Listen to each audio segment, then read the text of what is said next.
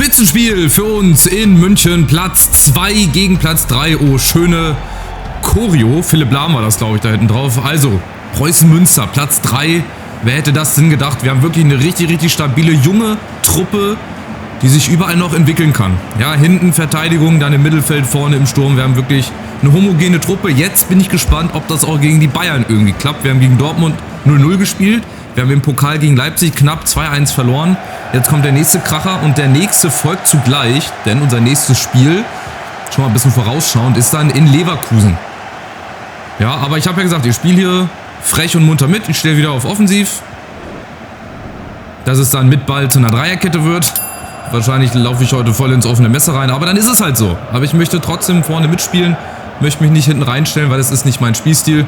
Ihr wisst das, und auch gegen die Bayern werde ich so spielen und vielleicht gehe ich am Ende hier als Sieger vom Platz und wenn nicht, dann zumindest mit einem Remis. So, das ist der Plan. Mal gucken, ob es auch funktioniert. Der erste Angriff. Ja, Paul Wanner aus der eigenen Bayern-Jugend oder von den Bayern ja geholt. War an Heidenheim verliehen, jetzt ist er bei uns.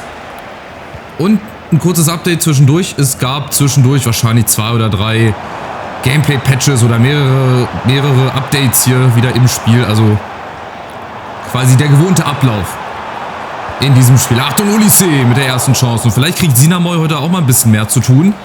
Dass er sich gleich mal ein bisschen mehr auszeichnen kann. Oder vielleicht sieht man heute sein volles Potenzial. Die Qualität, die er hat. Jetzt müssen wir aber erstmal hinten gucken. Achtung!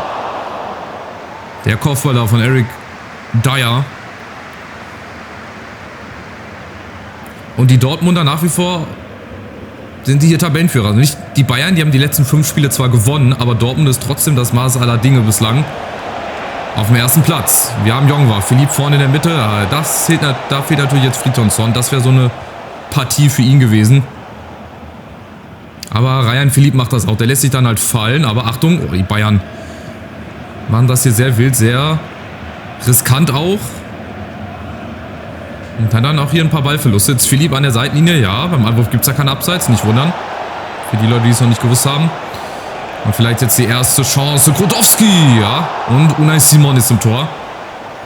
Also nicht Manuel Neuer oder sonst irgendwer. Oder Nübel, den man da eigentlich vermutet haben sollte. Ja gut, das war auch nicht schwer zu halten. So, Eckball. Da muss ich jetzt einen Rechtsfuß ranholen, und zwar Listesch. Dem fehlen hinten immer noch die Haare, ihr seht das. Und auch beim Trikot gibt es so ein oder andere kleine Löcher. Was willst du machen? Beziehungsweise, was willst du dazu noch sagen? Kannst du eigentlich nicht. So, nächste Chance, Philipp. Jetzt haben wir außen ein bisschen Platz gegen Eric Dyer im Strafraum. Aber da bist du dann meistens im 1 gegen 1. Da ziehst du immer den kürzeren. Da hast du einfach keine Chance. Jetzt kommt Benzegir. Habe ich auch noch nie gehört. Der ist wahrscheinlich voll gut. Ich habe ihn noch nie gehört. Und der spielt beim falschen Verein. Aber hier, Nuno Mendes. Oh, der ist schnell. Den kannst du nicht aufhalten. Mendes gegen alle. Aber nicht gegen Sinamoy. Da wird halt heute einiges auf uns zukommen. Aber ja, egal. Wir wollen uns ja hier mit den Besten messen. Und die Besten sind halt nun mal hier. Obwohl sie momentan auf dem 2. Platz sind. Aber wie gesagt, die haben 5 Spiele in Folge gewonnen. Die haben noch richtig gute Leute auf der Reservebank. Also, warum die nicht Tabellenführer sind, weiß niemand. Rabiot, der ist schon mehr wert allein als unsere ganze Mannschaft hier. Und die Bayern, die kommen über viel Ballbesitz und natürlich dann diesen Bällen in die Spitze. Achtung, Kane ist da! Und da ist es passiert.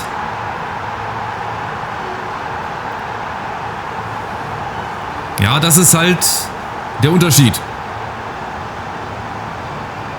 Hier Musiala von 2 Mann kann er nicht gestoppt werden und das geht natürlich zu einfach. Harry Kane hält sich da Nnamdi Collins vom Leib und dann schweißt er den ein. Tja, das ist halt Harry Kane, ne? Wie er leibt und lebt. 6. Tor im 11. Spiel.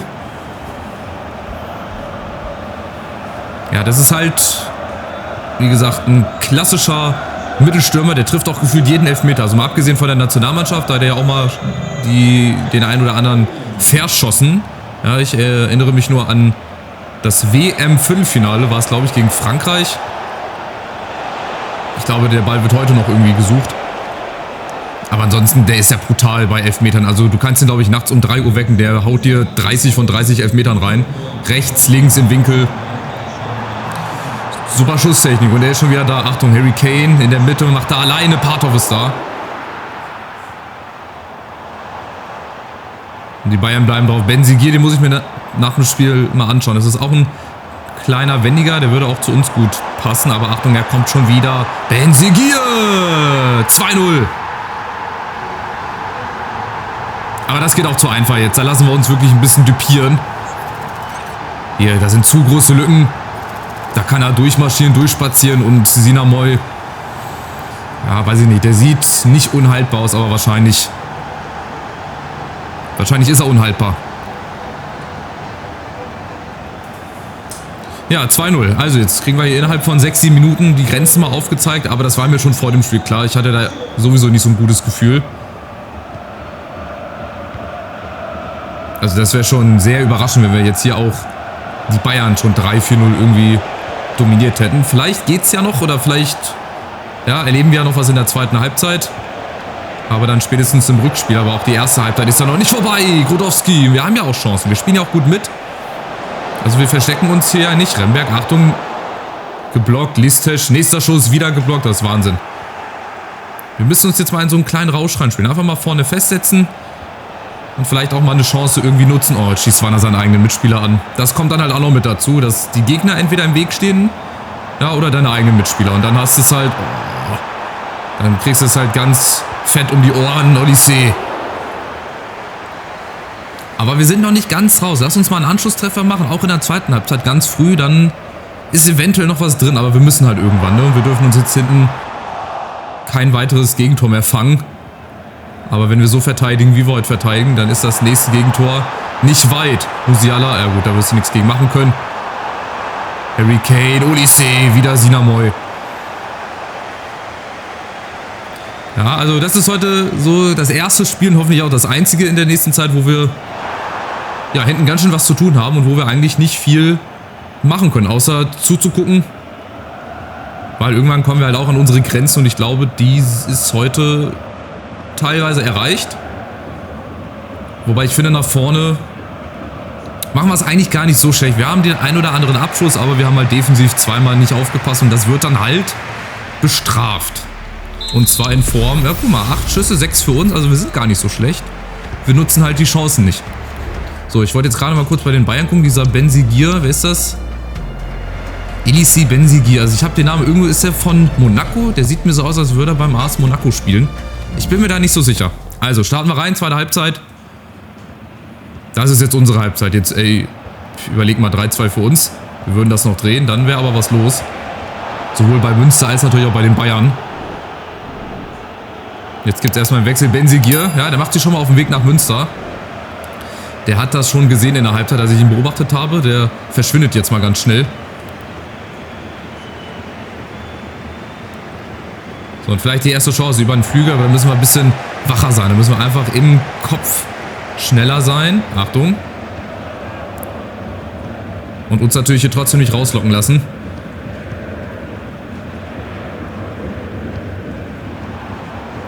Ja, außen, da weißt du schon wieder, wo der Ball hinkommt. Boye, Sascha Boye, okay. Gegen Jongwa, Odyssee. Er ist natürlich schnell, ja, zu schnell für Remberg. Gegen 2-3 Mann. Da darf er eigentlich nicht durch. Eigentlich, aber das ist ja schon normal. Rabiot, Leimer, selbst Rabiot, ey. Spielt hier wie ein ganz großer auf. Rabiot, Odyssee mal im Abseits. Also ihr seht die Bayern schon sehr beisicher. War auch nicht anders zu erwarten. Aber wir hatten trotzdem gut mit. Ich meine nur 2-0. Ich meine, wir hätten auch höher hinten liegen können. Wir hätten natürlich auch schon mal ein Tor machen können. Vielleicht machen wir es jetzt. Grodowski. Oh, der Platz ist da. Und jetzt, Philipp. Solche Dinger müssen einfach sitzen. Und müssen rein. Gut gespielt. Wir haben die Chancen. Auch die Bayern sind hinten nicht ganz sattelfest. Aber wenn du die Dinger halt nicht machst, dann wird das halt auch nichts mit einem Sieg. Das ist dann egal, ob du gegen Bayern oder gegen Augsburg oder gegen was weiß ich wen spielst. Aber wenn wir so weiterspielen, dann werden auch die nächsten Spiele wieder erfolgreicher. Da gehe ich ganz fest von aus. Und wir haben ja auch noch eine halbe Stunde. Das ist jetzt mal der richtige Zeitpunkt. Nein, um zu wechseln, liebes Spiel. Und zwar brauche ich jetzt vorne doch einen kopfballstarken Fridjonsson. Oh, hat er jetzt ein echtes Gesicht? Ich sage ja, durch das Update haben jetzt einige Leute mal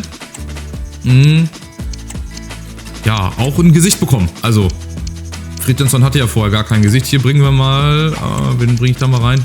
Ikimoglu. Ja, versuchen wir es. Also wie gesagt, mehr als schief gehen kann es nicht.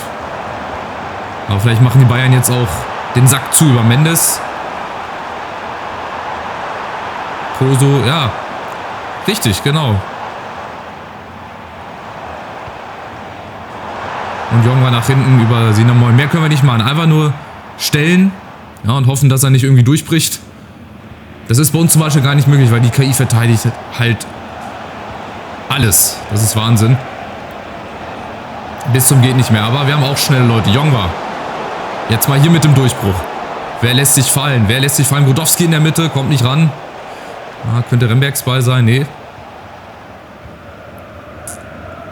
Und dann sind wir wieder hinten gefordert. Die Baller zum Beispiel. Also da ist auch noch einiges an Qualität auf der Bank. So ist es nicht. So, aber wie gesagt, wir sind ja auch noch nicht raus. Die Bayern wirken mir auch defensiv jetzt nicht unbedingt so sicher. Das heißt, mit einem Anschlusstreffer sind wir wieder im Spiel. Und da arbeiten wir drauf hin. Jong war jetzt mal. Schöne Flanke. Wanner kommt nicht ran, aber Philipp. Auch wieder ganz knapp am Tor vorbei. Er hatte die große Chance, ja. Wenn er das 2-1 da macht, dann sieht es vielleicht auch anders aus. Dann kommen wir wieder ran.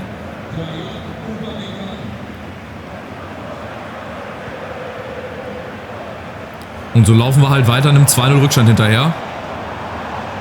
Und das passt den Bayern jetzt natürlich richtig gut ins Spiel. Musiala wirst du eh nicht aufhalten können. Der kann sich auch gegen 4-5 Mann durchsetzen. Rabiot. Und Harry Kane. Ah, das gibt das dritte Gegentor. Nein, Sinamon ist da. Da hatten wir auch Glück, dass Harry Kane sich den Ball ein bisschen zu weit vorgelegt hat. Aber genau das sind diese Durchbrüche. Ja? Da wartet die KI drauf, sich den Ball wieder 10 Meter weit vorzulegen. Und dann bist du halt machtlos. Dann kannst du halt nichts machen. Aber jetzt sind wir vorne. Friedrichsson zum ersten. Komm, Junge, hol ihn. Und natürlich Unai Simon. Da sind auch die Keeper immer Sieger. Also da kannst du noch so einen großen Spieler vorne drin haben. Den pflücken sich die Keeper jedes Mal runter. Achtung, Musiala. Ja, ganz kleine, enge Bewegungen. Okay, in Castañeda, Mendes. Der darf jetzt eigentlich da nicht durchkommen. Aber streicht das eigentlich. Die Entscheidung 3-0.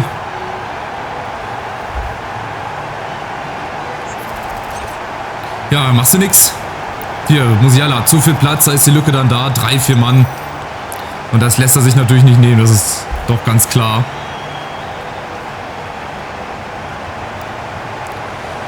Ja, schade. Also, es wird eine Niederlage. Ich hatte die Hoffnung, dass wir doch nochmal irgendwie rankommen. Wie gesagt, durch dieses 2-1, was auf jeden Fall möglich gewesen wäre. Aber jetzt ist es halt so, wie es ist.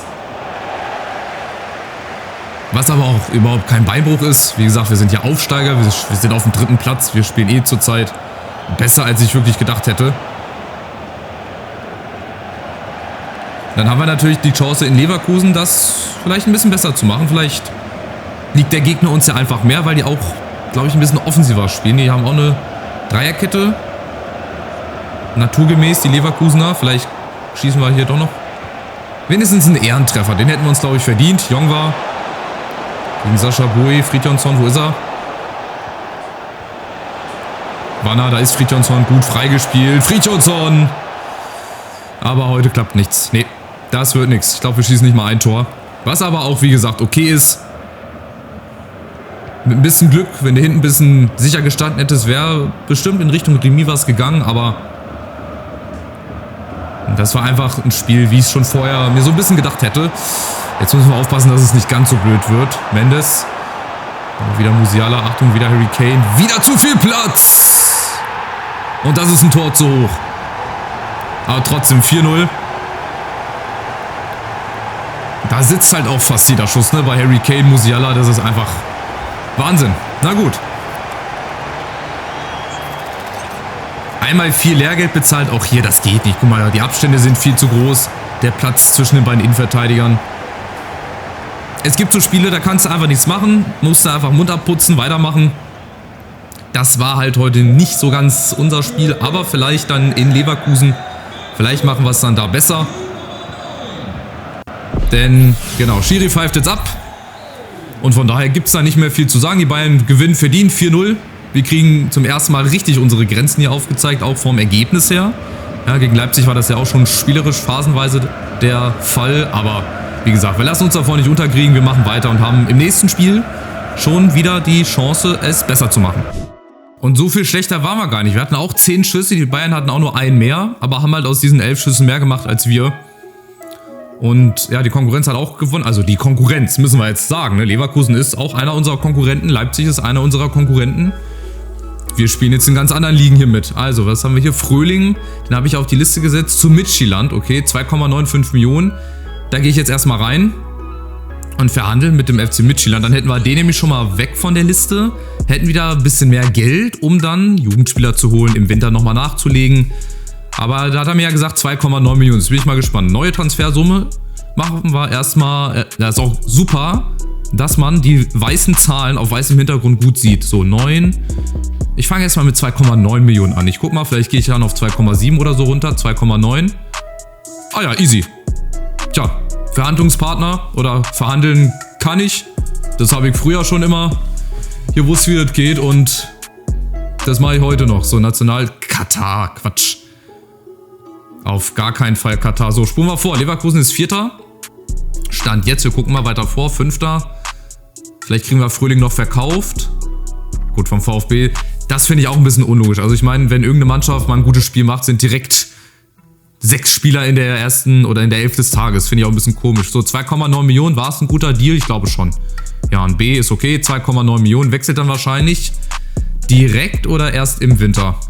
So, neue Nachricht von Behrens.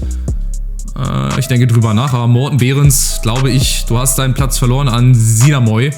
Seien wir da nicht böse. Jetzt gucken wir mal kurz Leverkusen. Die haben dagegen nicht so eine stabile Bilanz. Die haben die letzten 3 Spiele nicht gewonnen, aber haben natürlich auch immense Qualität, auch noch auf der Bank sitzen. Guck mal, vorne alleine Wirtz und Boniface, Frimpong, Arnaud Diomandé. Den hatte ich, glaube ich, auch mal bei der Eintracht in einer Karriere. Also es ist schon, ja, der nächste Gradmesser. Aber genau das möchte ich ja. Ich möchte mich mit solchen Leuten messen, mit solchen Mannschaften. Wir haben immer noch das geilste Torverhältnis. Wir haben die wenigsten Tore, glaube ich, geschossen. Wir haben aber auch nur 9 Tore kassiert. Das ist halt sehr, sehr wild. Dortmund hat immer noch nicht verloren. Bayern, Leipzig, Leverkusen. Also, wie gesagt, jetzt rückt sich die Tabelle so ein bisschen zurecht, wie ich mir das schon gedacht hätte. Augsburg wartet immer noch auf ihren ersten Sieg. Ja, die Kölner machen es nach wie vor. Entweder Ex oder Hopp. Die haben noch nicht unentschieden gespielt. Und dann gucken wir mal gegen Leverkusen, wie es läuft. Fröhling verkauft, wird dann im Winter also zu Midtjylland gehen und dann gucken wir mal, was wir mit dem Geld machen können. Macht's gut, bis zum nächsten Part. Ich hoffe, es hat euch wie immer gefallen. Und dann gucken wir mal, was in Leverkusen geht. Macht's gut. Ciao, ciao.